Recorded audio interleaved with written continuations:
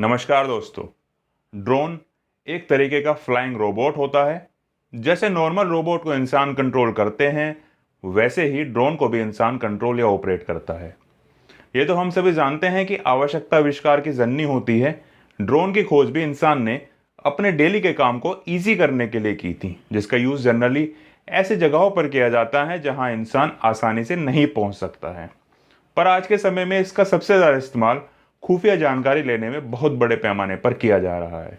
वो अलग बात है कि पहले इसको देश की सुरक्षाओं के लिए किया जा रहा था, पर अब आतंक फैलाने वाले शांति दूत भी इनका इस्तेमाल कर रहे हैं, जो हमने अभी इस हफ्ते कश्मीर में देखा, जिसकी वजह से जम्मू कश्मीर में हर तरह के ड्रोन के इस्तेमाल को बैन कर दिया गया है। साथ ही साथ ना कोई ड्रोन बेच सकता है और ना कोई खरीद सकता है। शांति दूतों के इस्तेमाल से भारत सहित पूरी दुनिया ने इनके लिए एंटी ड्रोन डिवाइस बनाने में तेजी ला दी है। ड्रोन को यूएवी यानी कि अनमैन्ड एरियल व्हीकल भी कहा जाता है, या डीजीसीए जो हमारे देश का एविएशन रेगुलेटर है, वो इसको आरपीएएस यानी कि रिमोटली पायलटेड एयरक्राफ्ट सिस्टम भी कहता है। कुछ ड्रोन सेल्फ ऑपरेटेड भी होते हैं, जिनको एक बार कोऑर्डिनेट देकर छोड़ दिया जाता है और वो अपनी जगह पहुंच जाते हैं। ड्रोन के टाइप्स की बात करें तो भारत में डीजीसीए ने ड्रोन को उनके वेट के हिसाब से 5 टाइप में डिफाइन किया है: नैनो, माइक्रो, स्मॉल, मीडियम और लार्ज। नैनो ड्रोन वो ड्रोन है जिनका वजन 250 ग्राम तक होता है। माइक्रो ड्रोन 250 ग्राम से 2 किलोग्राम तक। स्मॉल 2 किलोग्राम से 25 किलोग्राम तक के होते हैं। मीडियम 25 से 150 और लार्ज 150 किलोग्राम से ज़्यादा वेट के होते हैं। ड्रोन उड़ाने के नियम की अगर हम बात करें तो नैनो ड्रोन के अलावा बाकी सभी ड्रोन्स को उड़ाने के लिए डीजीसीए से एक UIN number, unique identification number लेना बहुत ज़रूरी है, मैंडेटरी है, जिसको ड्रोन पर भी मार्क करना मैंडेटरी होता है। इसको आप आसान भाषा में ड्रोन की नंबर प्लेट भी बोल सकते हैं। भारत में यूआईएन सिर्फ भारतीय नागरिकों को ही इशू होता है, यह विदेशी नागरिकों को जारी नहीं किया जाता है।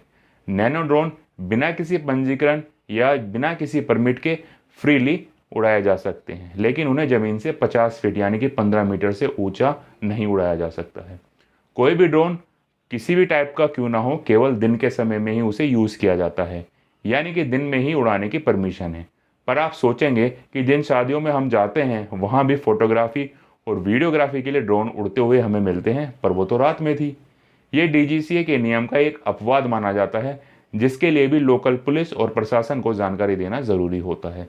तो इस बार जब आप कोई ड्रोन उड़ता हुआ मिले तो ज़रूर पूछेंगे कि आपके पास परमिशन है या नहीं। अब ड्रोन को कहाँ नहीं उड़ा सकते हैं वो देखते हैं। जैसे नाम से ही समझ जाएंगे कि नो फ्लाई जोन में ड्रोन को नहीं उड़ाया जाता है। नो फ्लाई जोन वो जोन या एरिया होता है जहाँ किसी भी तरीके के विमान को उड़ाने की परमिशन नहीं होती है, जैसे एयरपोर्ट के 3 से 5 किलोमीटर रेडियस वाला एरिया। कोई भी ड्रोन इंटरनेशनल जो बॉर्डर्स है उसके 25 किलोमीटर के अंदर नहीं उड़ाया जाएगा। नई दिल्ली के विजय चौक से 5 किलोमीटर तक के एरिया को छोड़ना पड़ता है, जहां कुछ साल पहले कुछ विदेशी नागरिकों ने ड्रोन उड़ा दिया था, वहां आप ड्रोन नहीं उड़ा सकते हैं। होम मिनिस्ट्री के कुछ एरिया डिफाइन होते हैं जो जहां ट्रेसपैसेस वहां अलाउ नहीं होता है, उनके 2 किलोमीटर के एरिया के अंदर आप नहीं उड़ा सकते। राज्य की राजधानी के सचिवालयों पर आप ड्रोन नहीं उड़ा सकते। ड्रोन के अगर इस्तेमाल के बेनिफिट्स की हम बात करें तो ड्रोन मॉडर्न एज की टेक्नोलॉजी का एक बहुत अच्छा रिजल्ट है, जिसको डेली यूज़ के काम में यूज़ करके लाइफ को ईजी बनाया जा सकता है। कुछ वेस्टर्न कंट्रीज़ ने ई कॉमर्स होम डिलीवरी में इसको यूज़ करना भी स्टार्ट कर दिया है, जिससे लॉजिस्टिक और टाइम कंजप्शन में बहुत ज़्यादा बेनिफिट सामने आए हैं। कई देशों में ड्रोन का यूज़ खेती के काम में भी किया जाता है, जैसे पेस्टिसाइड छिड़कने, फसल की देखरेख के लिए। इंडिया की ड्रोन पॉलिसी जो 2018 में आई थी, उसमें भी ड्रोन को खेती, स्वास्थ्य और आपदा राहत जैसे कार्यों में कमर्शियल यूज़ के लिए दे दिया गया है अलाउ, लेकिन ई कॉमर्स के लिए अभी अलाउंस बाकी है। आपने मेरी पिछले एक वीडियो में देखा होगा जहां हमने तेलंगाना में ड्रोन से कोरोना की वैक्सीन को डिलीवर करने का एक वीडियो बनाया था, उसको जाकर ज़रूर देखिएगा।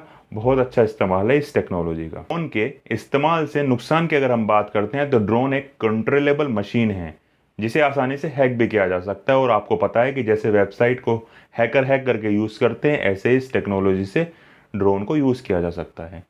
यदि ड्रोन जैसी टेक्नोलॉजी असामाजिक आपराधिक तत्व के पास पहुंच जाती है तो वह काफ़ी खतरनाक साबित हो सकती है, क्योंकि ड्रोन के सहारे ना सिर्फ जासूसी की जाती है बल्कि ज़रूरत पड़ने पर हमला भी किया जा सकता है, जिसकी वजह से हम आज ये वीडियो बना रहे हैं जो हमने जम्मू कश्मीर में देखा। इसके अलावा ड्रोन के उड़ान भरते समय पक्षियों से टकराने का भी खतरा रहता है, जिसको नकारा नहीं जा सकता। भारत की दो बड़ी ऑर्गेनाइजेशन DRDO व BEL एंटी ड्रोन सिस्टम को तैयार करने में लगी हुई हैं, जिसकी मदद से लो फ्लाइंग ड्रोन्स को आसानी से डिटेक्ट, ट्रेस और काउंटर किया जा सकता है। आशा करते हैं जल्दी वो अचीव कर लें, जिससे हम सब ऐसे हमलों से बच सके। प्रेजेंट टाइम में ड्रोन तकनीक अपने विकास के नए दौर से गुजर रही है, जिसके कारण यह सुनिश्चित करना ज़रूरी हो जाता है कि इसका यूज़ मानव जाति की सहायता और उसके यूज़ के लिए ही, उसके हित के लिए, बेनिफिट के लिए ही हो, ना कि असामाजिक तत्वों द्वारा ह्यूमन हितों को इफेक्ट किया जाए, नुकसान पहुंचाया जाए। दोस्तों, आशा करता हूं आप लोग ड्रोन के बारे में सब जान गए होंगे, क्या क्या पॉलिसीज़ हैं इंडिया में इसके लिए। वीडियो और मेरा काम पसंद आता है तो प्लीज़ चैनल को सब्सक्राइब ज़रूर कर लीजिएगा और वीडियो को लाइक, कमेंट करके वीडियो को अपना सपोर्ट ज़रूर दीजिएगा। धन्यवाद दोस्तों।